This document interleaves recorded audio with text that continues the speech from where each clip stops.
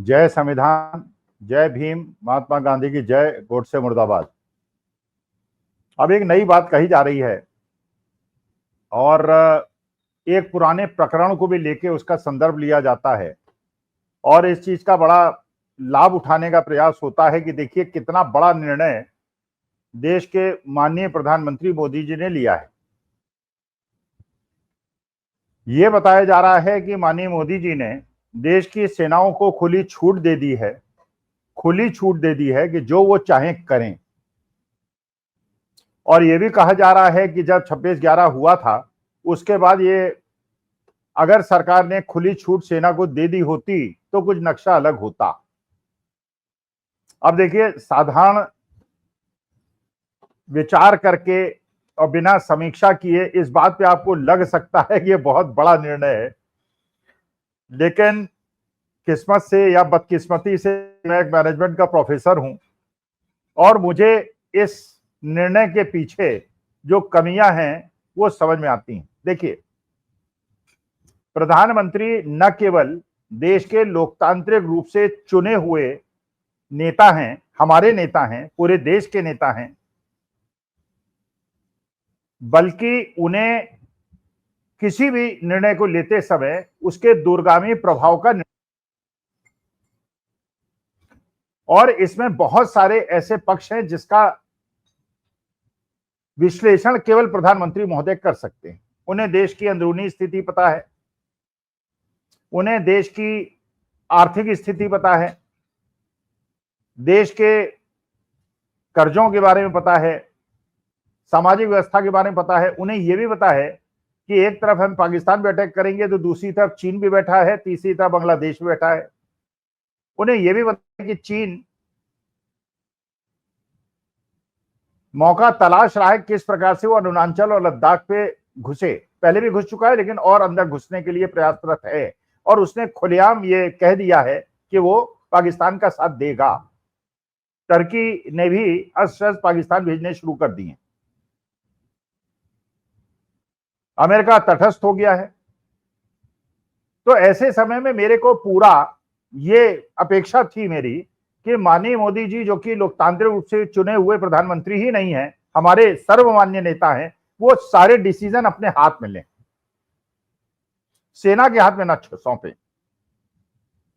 आपको हो सकता है मेरी बात बुरी लगे, लेकिन मुझे ऐसा लगता है क्योंकि मैंने, देखिए, जिस यूनिवर्सिटी में मैं पढ़ाता था मैंने वहां पे आर्मी, एयरफोर्स और नेवी के बहुत सीनियर ऑफिसर्स को पढ़ाया है और वो ऑफिसर्स मेजर जनरल लेवल के, एयर वाइस मार्शल लेवल के और नेवल कमांडर्स लेवल के लोगों को मैंने पढ़ाया, बड़े सीनियर लोगों को, जो सीनियर मोस्ट लेवल के।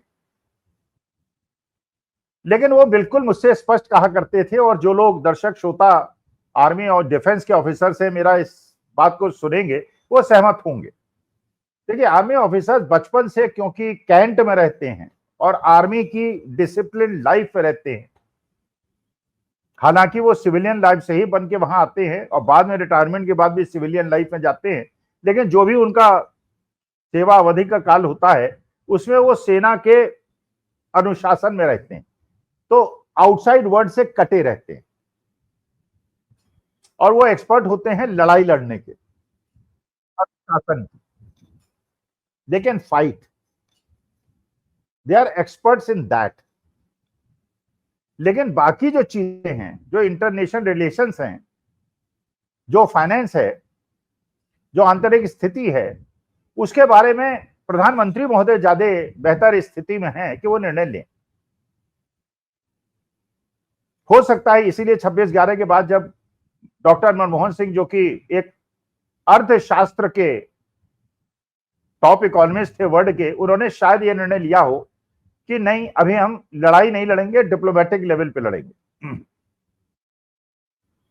क्योंकि उन्हें आर्थिक पक्ष भी देखना था, उन्हें सामाजिक पक्ष भी देखना था, उनको इंटरनल रिलेशन भी देखना था, केवल लड़ाई नहीं लड़नी थी, क्योंकि लड़ाई लड़ने से अगर देश का नुकसान हो वो नहीं करना चाहते थे। लेकिन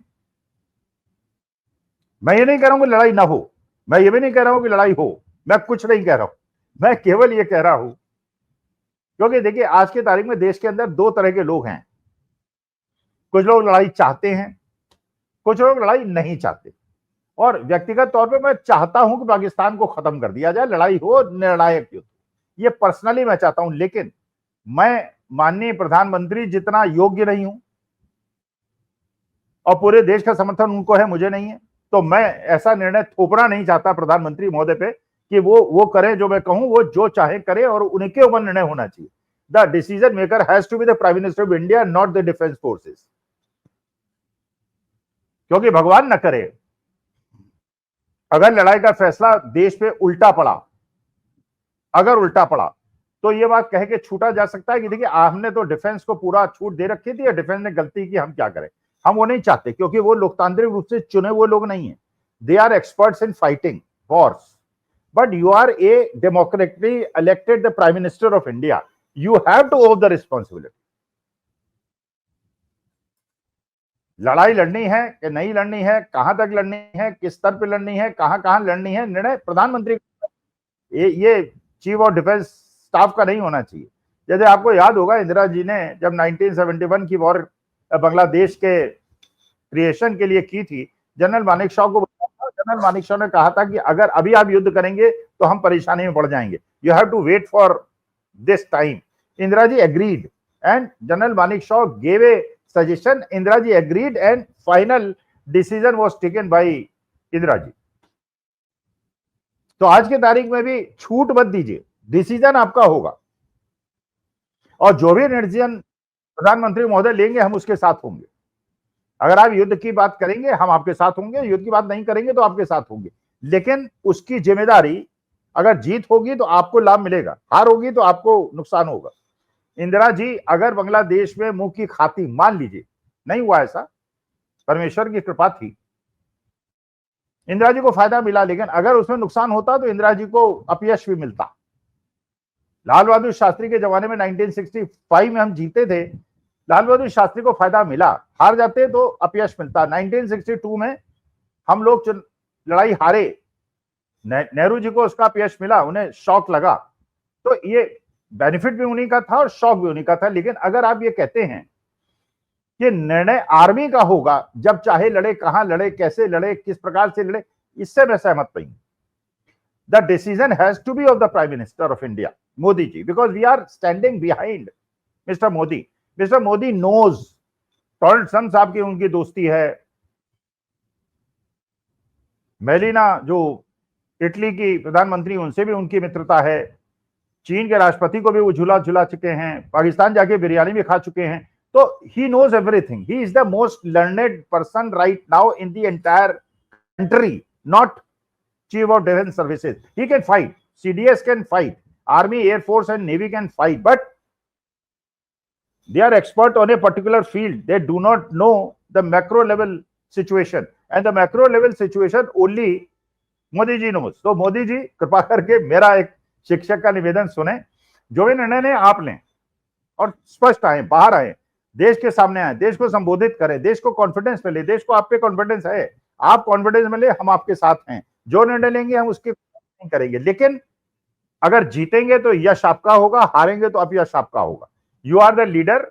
नेहरू जी को भी मिला, शास्त्री जी को भी मिला, अटल जी को भी कारगिल मिला, इंदिरा जी को भी मिला, सबको मिला, यश मिला या अपयश मिला, हार जीत पे डिपेंड करता है। तो निर्णय आपको लेना है, कब होगा, कैसे होगा, सबकी राय लीजिए, take everybody's advice, but the decision has to be yours. किसी दूसरे पे कंधे पे रख के बंदूक न चलाइए। मुझे लगता है, मेरे को आप पे विश्वास है, आप निर्णय लीजिए, हम आपके साथ हैं। नमस्कार, धन्यवाद और प्रणाम।